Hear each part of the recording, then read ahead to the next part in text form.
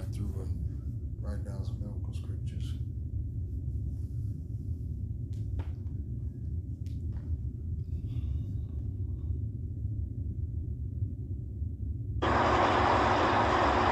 Transhumanism fills people's minds with hopes and dreams of becoming superhuman.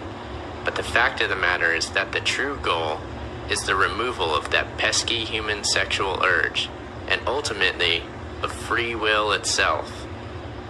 Post-humanity will be a new human which has been genetically engineered and brain-chipped for total control. Julian Huxley couldn't have said it better himself, but let's not forget Julian's brother, Aldous Huxley, author of Doors of Perception and A Brave New World. In 1962, he gave a lecture at the UC Berkeley, in which he clearly laid out the vision of this planned future society.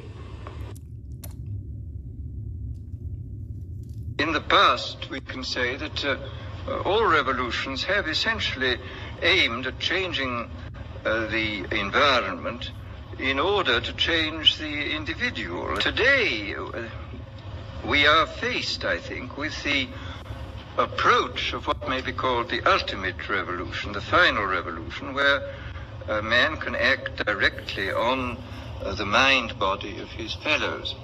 The nature of the ultimate revolution with which we are now faced is precisely this, that we are in process of developing a whole series of techniques which will enable the controlling oligarchy, who have always existed and presumably always will exist, to get people actually to love their servitude. This seems to me the ultimate in malevolent revolution, shall we say. First of all, to standardize the population, to iron out inconvenient human differences, create, so to say, mass-produced models of human beings arranged in some kind of a scientific caste system.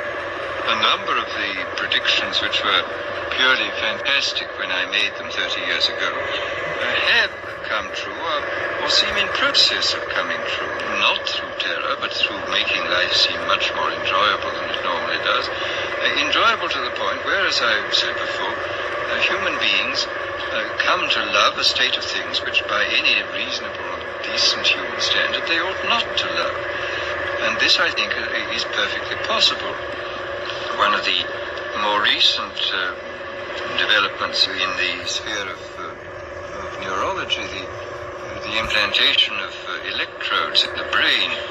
This, of course, has been done on a large scale. The behavior of rats with electrodes planted in different centers. The technique was that they had a bar which they pressed and which stimulated this pleasure center, which was evidently absolutely ecstatic, because these rats were pressing the bar 18,000 times a day. Apparently, if you kept them from pressing the bar for a day, they would press the bar 36,000 times on the following day and would fall till they fell down in complete exhaustion.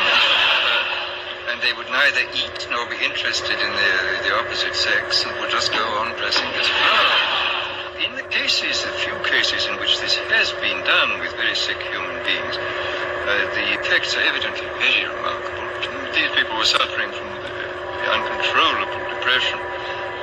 And they'd had the electrodes inserted into something resembling, evidently, the pleasure center of the rat. When they felt too bad, they just pressed a button on the battery in their pocket. And he said the result was fantastic. The sort of things that might happen.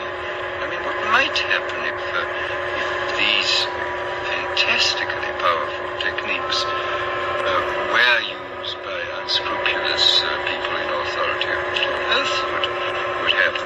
What sort of society would we get?